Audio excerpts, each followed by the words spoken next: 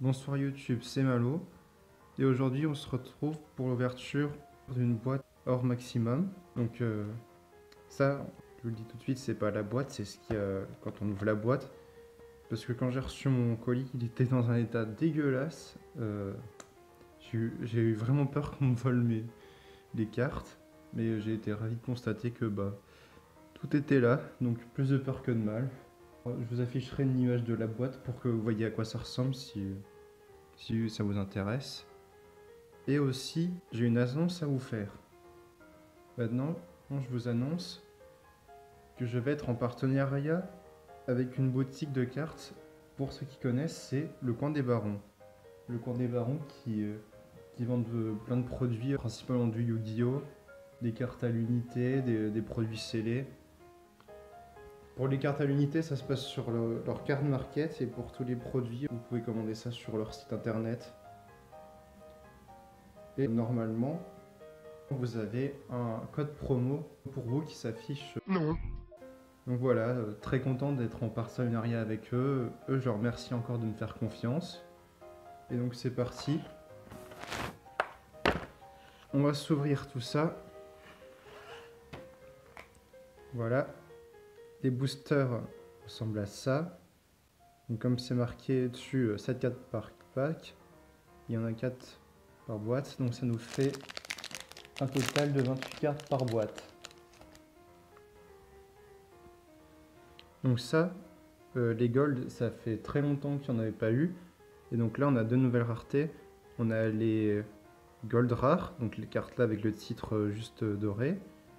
Et l'autre rareté, dont j'ai oublié le nom, qui ressemble déjà beaucoup plus au gold d'avant, mais qui est différente au niveau de l'illustration. Je sais pas si j'arriverai à bien vous montrer. Donc bon, là on a Traptrix Mantis, Ange déchu Nashten, Dristan le chevalier noble, Transcodeur bavard,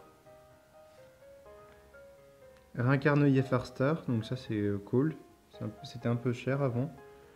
Alors, Entes, ancienne entité.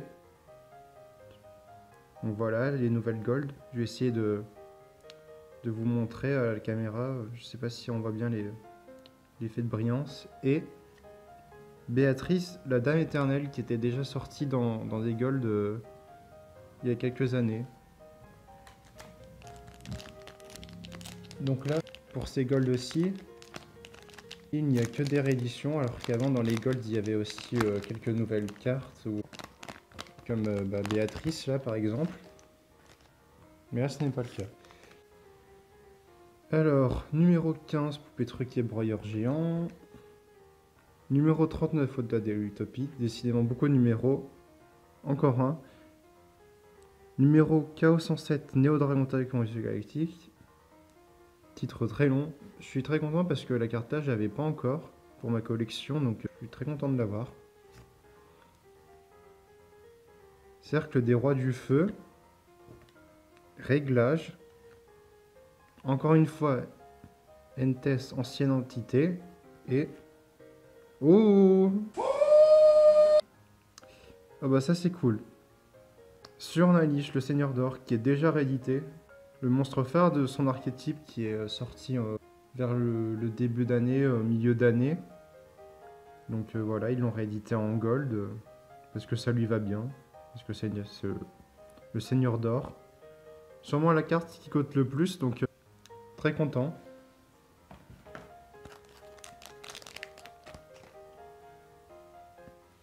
Objet de sacrifice inutile, ça dans certains decks c'est très utile. Donc voilà, je vous laisse le texte un peu. Ça a l'air d'être un peu flou au retour de caméra, donc je vais vous le dire. Envoyez une magie piège depuis votre deck au cimetière. Vous ne pouvez activer qu'un objet de sacrifice inutile par tour. Voilà, c'est ce que ça fait. Numéro 101, Honneur Arche Silencieux, très bonne carte. De toute façon, toutes les cartes quasiment... Enfin, quasiment non, toutes les cartes qui sont là-dedans sont des bonnes cartes qui servent dans plein de decks, avec pour certaines. Ligas Go Go Go, Pierre Blanche Ancienne, Temple des 6 pour le deck 6 Samouraï, et oh, le Dragon Isis de la Rébellion des Ténèbres, que j'aime beaucoup. Et le guide des enfers avec la nouvelle illustration de cette année.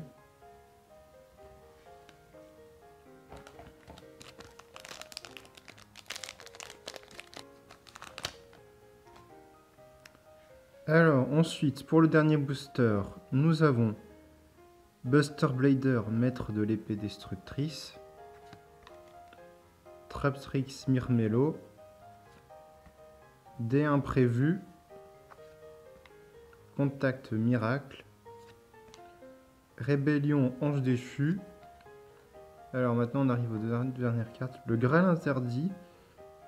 Je sais pas trop ce qu'elle fait, donc je vais aussi la lire en même temps. Cibler un monstre recto sur le terrain jusqu'à la fin de ce tour. La cible gagne 400 attaques, mais ses effets sont annulés. Ok. Je sais pas dans quel deck ça peut être joué, dites-le moi si vous savez. Et, oh, ça c'est cool. Nibiru, l'être primitif. Donc ça c'est une carte qui est sortie dans les Mega Tin Box de l'année dernière.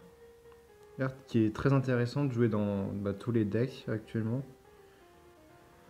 Donc je vais vous lire son effet parce qu'il est très intéressant. Dans la main phase, si votre adversaire invoque normalement ou spécialement minimum 5 monstres ce tour, effet rapide, vous pouvez sacrifier autant de monstres recto sur le terrain que possible. Et si vous le faites, invoquez spécialement cette carte depuis votre main. Puis vous pouvez invoquer spécialement un jeton être primitif, rocher, lumière niveau 1, attaque non déterminée, défense non déterminée sur le terrain. C'est-à-dire l'attaque défense de ce jeton tout égale à la somme des attaques défense d'origine des monstres sacrifiés. Vous pouvez utiliser cet effet de Nibiru une fois par tour. Donc voilà. Hop. Donc c'est déjà la fin de cette vidéo. Donc on va revoir rapidement les golds qu'on a eu. Donc on a une Nibiru, encore une fois très bonne carte. Le Graal interdit, le guide des enfers, le Dragon Xyz. Vous pouvez détacher 2 matériels de cette carte, cibler un monstre contré par l'adversaire, son attaque devient la moitié de son attaque actuelle, pardon. Et si elle le devient, cette carte gagne une attaque perdue. Sur Nalish, le Seigneur d'Or, c'est vrai que lui, j'ai pas lu son effet. Vous pouvez envoyer cette carte de magie piège depuis votre cimetière, puis si vous êtes sur le terrain, envoyez-le au cimetière. Si cette carte est dans votre cimetière, vous pouvez envoyer magie piège que vous contrôlez au cimetière, c'est beaucoup au cimetière. Ajoutez cette carte à votre main, puis vous pouvez envoyer spécialement un monstre zombie depuis votre main, et si vous le faites jusqu'à la fin de ce tour, jusqu'à la fin du tour de votre adversaire, il gagne 1000 attaques défense et ne peut pas détruire les effets de carte. Vous pouvez utiliser chaque effet de son Nalish, le Seigneur d'Or, une fois par tour. Un monstre synchro plus un monstre Xyz. Ça c'est pas commun comme fusion. Invoquer uniquement invoquer spécialement depuis votre extra deck en envoyant les cartes ci-dessous que vous contrôlez au cimetière. N'utilisez pas polymérisation. Une fois par tour, vous pouvez invoquer spécialement un monstre de niveau 4 depuis votre main. Si cette carte est envoyée au cimetière, vous pouvez cibler une carte sur le terrain, détruisez-la. Et on peut utiliser chaque effet qu'une fois par tour. Voilà. Et donc, Béatrice, la Dame Éternelle. Donc, vous pouvez envoyer cette carte en envoyant un monstre d'Abysse Ardent depuis votre main au cimetière, puis en utilisant un monstre denté que vous contrôlez comme matériel. Transférez ce matériel à cette carte. Cette carte est invoquée de cette façon. Vous pouvez détacher un taille de cette carte, envoyer une carte depuis votre deck au cimetière. Si cette carte en votre possession est détruite par une carte de votre adversaire et envoyée à votre cimetière, vous pouvez invoquer spécialement un monstre Abysse Ardent depuis votre extra deck en ignorant ses conditions d'invocation. Ok, bah je savais pas son effet à elle. Et du coup je savais encore moins que c'était une carte Abysse Ardente. Ça rajoute une carte au lore du deck. Bon, cette vidéo est enfin terminée. Enfin je dis enfin, mais c'est pas une calvaire, c'est toujours un plaisir de faire des vidéos comme ça, d'essayer de partager de ma passion du Yu-Gi-Oh sur YouTube. Donc moi, je vous dis à la prochaine pour une nouvelle vidéo. C'était Malo, à plus. Bouh, je suis la carte. Bonjour, je suis un gros caillou. Mais arrête-toi, la vidéo elle ne peut pas s'arrêter. Tu m'écoutes, Timothée, tu t'éteins. Tu éteins ta console, Timothée.